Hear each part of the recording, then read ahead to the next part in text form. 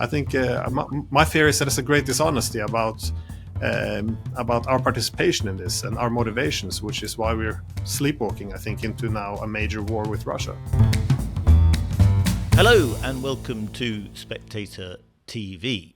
Today we're going to be talking about Ukraine because tomorrow marks the 1000th day since Russia invaded Ukraine.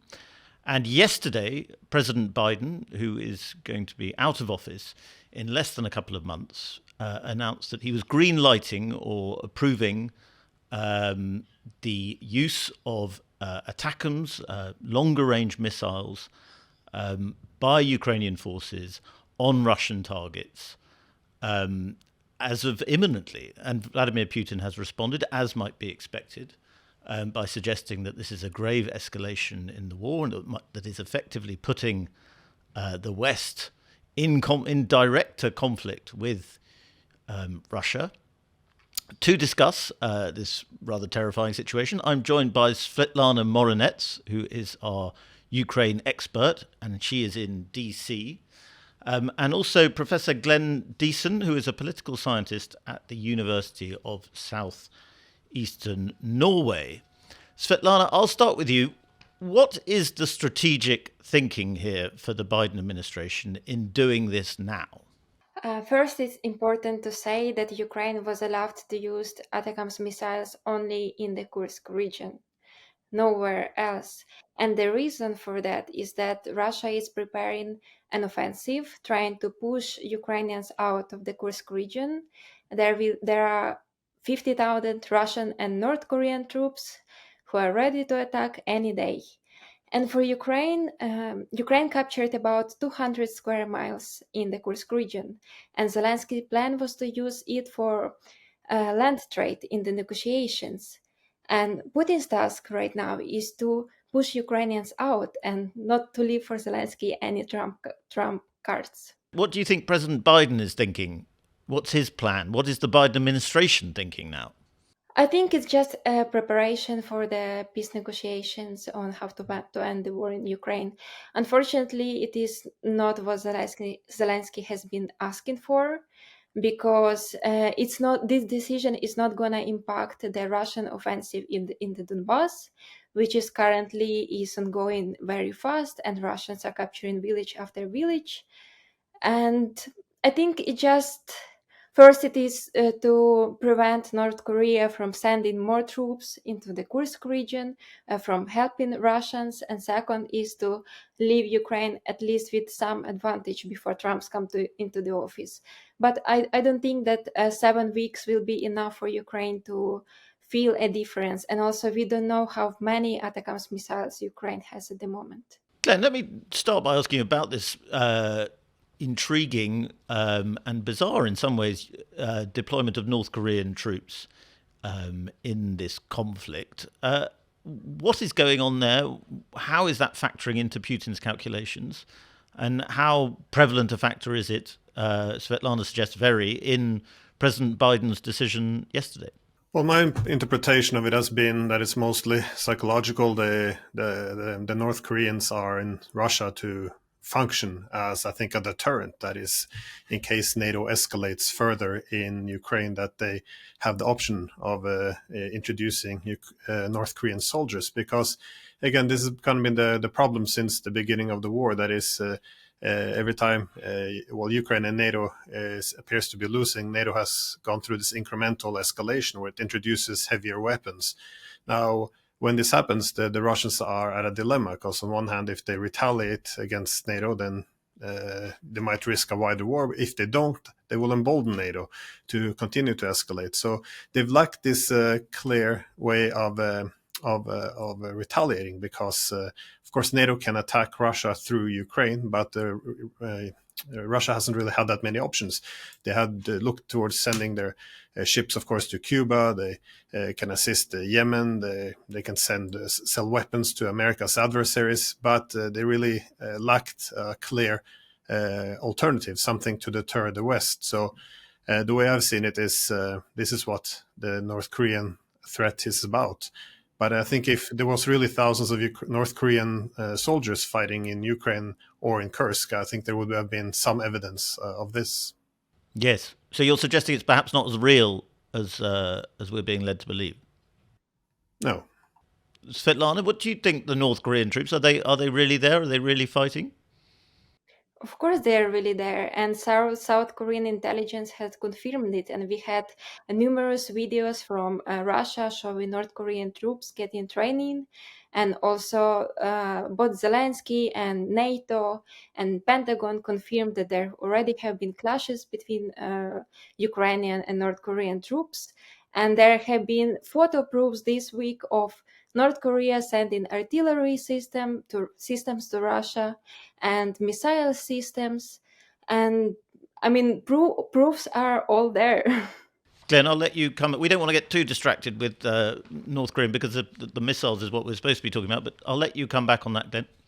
Well, no, the North Koreans are in Russia, but that is the deterrent. I'm saying if they were fighting in Kursk or on Ukrainian soil, there would have been some evidence of it, especially when we're talking about North Koreans in the thousands. I think, again, this is an option that Russia's building up as a deterrent. So, for example, what we're seeing now related to the missiles, if NATO begins to attack Russia, getting directly involved in this war by sending these long-range missiles, the Russians will have thousands of North Koreans to respond with. So I think it's important to differentiate between a deterrent being built up in Russia versus something that has already been sent in. North Korean troops joined Russia before Ukraine received permission to strike Russia with long-range missiles. It's quite the opposite. It's Russia escalating the war, but asking North Korea to join the war. But hence the deterrent. They haven't been put in yet. Well, Glenn, let me just ask you quickly about, you've written before about how the EU is more of an ideological actor in this conflict and the US is more of a pragmatic actor. But it seems to me that the US is being sort of dragged by Europe into this conflict, unwillingly often. And the Biden administration, Jake Sullivan perhaps as well, has been less willing to do these things. They've been a brake on Western aggression. The Ukrainians would say damagingly so. But given we're reaching the end of the Biden administration here, what exactly is going on? Well, what Biden's doing now is not that different from what Obama did in 2016. Again, Trump has promised that he would end the Ukraine war. You even had Scholz calling Putin. Peace risks to break out. So I think this is also a way of sabotaging the incoming government. Why would one do this as Biden do as he's leaving office? Again, Obama in 2016, what did he do? He began expelling Russian diplomats, putting sanctions, shutting down its consulates, and effectively throwing a wrench into the relationship between the U.S. and Russia immediately before Trump would get into office, who had promised to get along with Russia and prevent wars such as this one. So. But it is interesting that initially, of course, it was the United States who instigated much of these conflicts by especially then sabotaging the Istanbul negotiations. But now, of course, I think that the war is being lost. Americans are looking for a way to pull a bit back. Well, I think the Europeans, who had to be pushed a little bit into this war, have now gone all in to the extent that they're less willing to accept a loss. But again, the Americans are on the other side of the Atlantic. They have more ability to be pragmatic and cut their losses when things aren't going their way. Svetlana, do you think that this is throwing a spanner in the works of an incoming Trump administration, or is it actually trying to establish an endgame that Trump may eventually be able to benefit from? I actually think it will help Trump to establish an endgame. If he listen to the Mike Waltz, a man who was appointed as Trump national security advisor. Just before the elections, he said that Ukraine must be allowed to strike Russia with long-range missiles. And to end the war in Ukraine, the West will have escalate to push Putin into talks, because at the moment Putin is winning and his strategic goal remains the same, is to the complete control over Ukraine and the veto right over Ukraine's decision to join any military alliance it wants. So I think, and the talk in Washington right now, the theory that I'm hearing from a lot of people, that Trump will actually escalate the war at the beginning before de-escalating it. Glenn, what do you make of that? Because, I mean, Mike Waltz did say, Svetlana's right, she didn't say that he said if Russia doesn't come to the negotiating table, escalation may be necessary. Ultimately, then, perhaps there is a continuity here between the Biden administration and the Trump administration in the sense that they have to have some kind of leverage, or the West with Ukraine has to have some kind of leverage over Russia, because at the moment, with Russia winning the war, they do not. I do think that there's a bit too much optimism in terms of Trump being able to finish the war. I think he's exaggerating perhaps the extent to which deal making in the business world can be transferred to political life. I think that a key problem here is, of course, what would a peace actually look like? Again, back in early 2022, there was a reasonable peace on the table. That is, in Istanbul, Russia would pull back all its forces and Ukraine would restore its neutrality. Because for Russia, this is an existential threat. They can't accept NATO rolling into Ukraine. But of course, these days are now over. But the foundation of it still remains. Russia cannot live with NATO in Ukraine. And meanwhile, Ukraine, which has suffered so greatly in this war, of course, they will also want some kind of a security guarantee at the end of it. So you can't really reconcile this. And on top of it, you have all the territorial losses and now disputed territory. And as a result of almost 3 years of war fighting. So Russia will also not want, it will demand recognition for that these 4 oblasts it annexed are Russian, plus Crimea, of course. Now, they might be able to negotiate somewhere where the administrative border goes, which is something at least. But overall, this is these are probably demands that not only Ukraine probably will reject, but also it's going to be very hard for Trump to accept as well. So what happens when Trump doesn't get his deal? Obviously, in the first 24 hours, as he aspires to. But when he doesn't get the deal, he's probably going to do a lot of max pressure. And at this point, the Russians don't have anything to give because for them, again, they see this as a war for their survival. They cannot have NATO rolling into Ukraine. So then it's going to be maybe continued of this escalation, which we've seen under the Biden administration. Svitlana, what do you think about that? I mean, tomorrow is the 1000th day since the Russian invasion. Do you think since the possible deal, the Istanbul deal that was on the table very early on in the war, Ukraine's position has only weakened, has it not? Actually, the terms of Istanbul deal were revealed by media a couple of months ago, and that Russian terms were that yes, Ukraine must stay neutral. Russia would take over Crimea and Donbass. Ukrainian army has to shrink to 50,000 soldiers. Another thing is that Russia would have a veto right over any Western weapon supply to Ukraine. It would actually leave Ukraine completely undefended from the future Russian invasion. And as we saw in 2014, 2015, when we had Minsk agreements with Russia, all this didn't work. And at the beginning of the full-scale invasion, Zelensky called Putin and said that Ukraine is ready, be neutral, just stop the war. And Putin didn't stop. This is a war not about Russia's survival. It's a war about Ukrainian survival. And Ukraine is the victim here, and Ukraine shouldn't be asking the permission to strike Russia with Western missiles, because it is Ukrainian right to defend itself, and if it is attacked by another country, it has a complete right to strike that country back. I hear that point, Svetlana, and Glenn, I thought I might put it to you that this seems an odd conversation to be having, because I feel like we've had this conversation about strikes within Russia before. And the West concedes that in its self-defense, because it has been attacked by Russia, Ukraine has the right to attack. I don't understand why these incremental steps by the Biden administration, we're talking here about a particular missile system, why these are hailed as particularly decisive or particularly important moments by the Biden administration itself. If you enjoy what we do here at Spectator TV, then why not subscribe to the magazine as well? If you subscribe today, you'll get 12 weeks for just £12, plus a free £20 John Lewis and Waitrose gift card. You can sign up at spectator.co.uk/TV offer.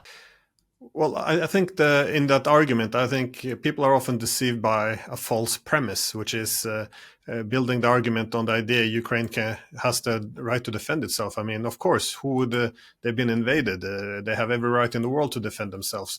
This is not the question to ask. The question is, what would be the rules of a proxy war? That is, when do we cross the line between enabling Ukraine to defend itself and becoming directly involved? And again, over the past 3 years, I think we had an incremental escalation exactly because we have been pushing through these lines very cautiously. And this is what you do with salami tactics. You don't barge through, because then it's going to be very difficult for the adversary not to retaliate. Instead, you do this slow escalation. Keep in mind, Biden once said that sending F-16s means World War III. Now we pretend it's unproblematic. Abrams couldn't be sent. It was too aggressive. Now we are effectively assisting Ukrainian forces to invade an occupied Russian territory. So we take now even a huge leap forward further by pretending that attacking Russia directly doesn't cross a line. But it's important to understand the Russian side, why they consider long-range missiles to cross a red line and representing a direct NATO attack on Russia, because not only are these American weapons, but their use are entirely dependent on US intelligence, US targeting. Furthermore, these are American soldiers which will operate these weapons, and they will be guided by American satellites. So yes, these missiles can be launched from Ukraine, and you can have someone symbolically on the Ukrainian side pressing a button, but they will still represent an American attack on Russia. And this is exactly how the Russians see it. And they responded that they warned that they would respond accordingly. So I think after making these warnings back in September, I think it's near impossible for Moscow to walk this back. So it's also worth asking again why for the past 3 years the US has not attacked Russia with these long-range weapons, because they do realize this crosses the line from proxy war to direct war.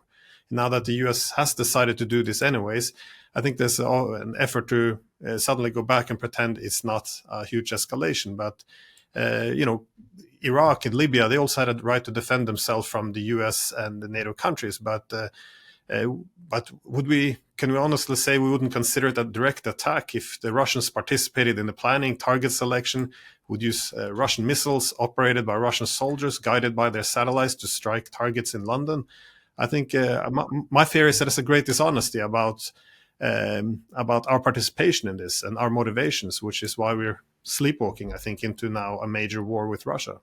Well, that's an interesting point from Glenn there, Svitlana. I mean, essentially, as a Ukrainian, are you willing for the West to have are you wanting the West to get into a direct engagement, a direct conflict with Russia? There is no need for that. Ukraine just need to have enough weapons and no restrictions on using them. And Ukraine, since the beginning, Ukrainians were saying we are ready to fight by ourselves. We have the people to protect our country. We just need the tools to do that. We never asked American or British troops to come and to help us. But as Glenn says, these missile systems are Western made. They are Western directed, I think is what Glenn is saying. I don't quite understand. They're using the Western satellites. They use Western satellites, yeah, which is what Russia is so concerned about. But Ukraine's allies has been sharing intelligence with Ukraine for all these 3 years, because Ukraine doesn't have the satellites and those capabilities to know about Russian plans or where to strike. It just aids to Ukraine in another way. So then Glenn points to another point, is that we've effectively been fighting directly with Russia, and Russia knows it, the West knows it. It's been a proxy war that has been a form of engagement anyway. Perhaps we're just heading towards a dangerous impasse, whatever happens. That is the if we send these weapons, of course, that this is what Russia will respond to. I just wanted to comment very quickly on one thing. That is, Zelensky himself in this interview he did in March of 2022, when they were doing these peace negotiations with the Russians, he confirmed that there's certain countries in the West who would like a long war with Russia, because this would allow the West to weaken Russia, even if this came at the demise and destruction of Ukraine.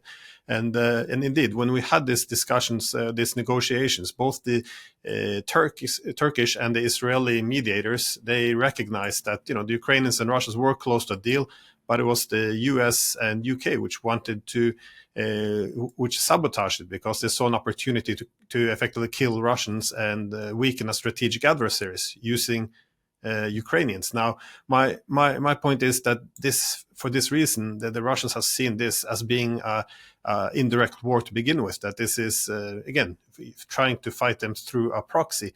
The problem is, even though this has been the case from the beginning, the Russians have always had this dilemma: do you respond or do you retaliate directly against NATO, or risking a wider world war, or do you just not do it? But and then again, see your deterrent begin to decline. And this is the problem, because we see this in our own media as well. Every time Russia doesn't respond, attack NATO, we say, our conclusion in our media is, well, the Russians, they don't dare to attack us. We can do a little bit more. So I think we now reached the limit where we're going to start actually using our missiles to bomb and attack Russia, that this is something they can't accept, which is why Putin rhetorically put himself up to a rhetorical trap almost by saying, listen, this is where we react, this is where we respond. How can he walk this back now? I think, yes, they're not going to use nuclear weapons, but definitely this is the time for them to consider striking logistics centers in Poland, or taking out some military hardware over the Black Sea. There's different options, but this is a huge escalation, and I think assuming that Russia won't respond, I think it's very dangerous. Svitlana, is the problem perhaps that Putin is able to think about this conflict in a much longer term view, certainly than America, because the Biden administration is coming to an end? As you suggested in your first answer, they are trying to deprive Trump of Trump cards. There's an imbalance between the West strategy and the Russia's more long-term strategy. The problem is that for Putin, that he has no victory strategy other than the West stopping aiding Ukraine. It is the only way for him to win this war. He seems to be winning the war at the moment, does he not? But he can't capture Ukraine completely. He can't seize any big Ukrainian city. Has that ever been his objective? Of course, since the beginning, that's why he marched on Kyiv. And since 2022, 4 Ukrainian regions are considered in Russian constitution as originally Russian.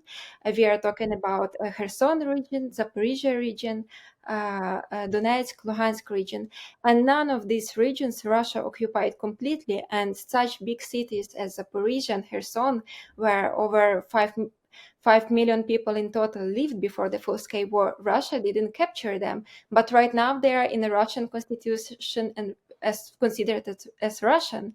And Putin's term for ending the war is that Ukraine must withdraw from those cities, withdraw from those regions, and they will be part of Russia. Of course, Ukraine will never do that. And these demands are unrealistic. And Putin's army, yes, they're advancing, but they are capturing villages. And in the last year, Russia captured just 1% of Ukraine. Glenn, do you think perhaps for all the danger and apocalyptic talk around missiles, we are perhaps seeing the fleshing out of an endgame that either the Biden administration might settle very quickly or the Trump administration can jump on in Ukraine? Well, we have to admit the dilemma we're at in NATO as well, because at the beginning of this, we said, victory is the only acceptable outcome. We didn't exactly define what victory over the world's largest nuclear power would look like. But also we shut down all diplomacy for almost 3 years now, even as all this suffering occurred. So now we're at the dilemma, because as you pointed out, the Russians are winning this war.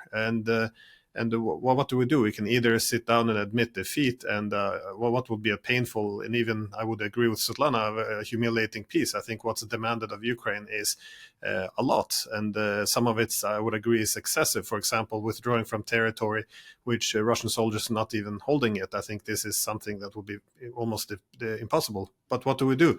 Either we escalate dramatically by beginning to attack Russia directly, such as this is what these missiles would represent, or we accept this humiliating peace. But there's not much in between, given that the war is entering its final stages.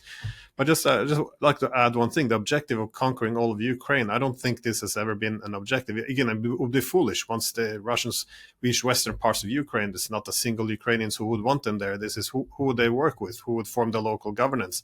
This would be an impossible mission. I think when the Russians entered, they were very, very clear. The reason why they contacted Zelensky on the first day of the invasion was they wanted to negotiate a settlement. And again, this is what the head of Zelensky's party, political party's former advisor, one of the Ukrainian ambassador who participated in the negotiations, they all said the same thing.